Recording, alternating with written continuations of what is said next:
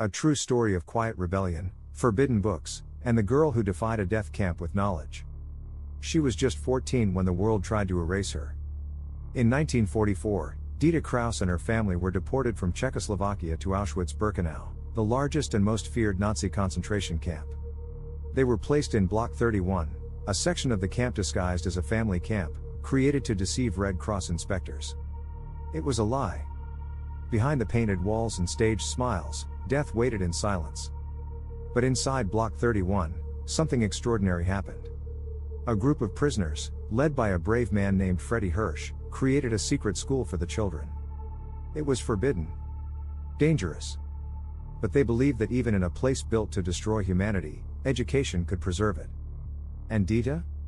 She became the librarian. She was entrusted with 8 tiny books, smuggled in, hidden under mattresses, wrapped in rags. Among them were a Russian grammar book, a novel by H.G. Wells, and a worn copy of The Count of Monte Cristo. These books were illegal. Possession meant death. Every day, Dita risked her life to protect them. She memorized who borrowed what.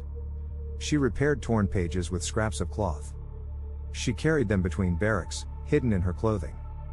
She didn't just guard books. She guarded hope. Children gathered in whispers to hear stories. To learn math. To recite poems. To remember what it meant to be human. One day, a Nazi officer entered the barracks unexpectedly. Dita had a book tucked under her dress. She stood still, heart pounding.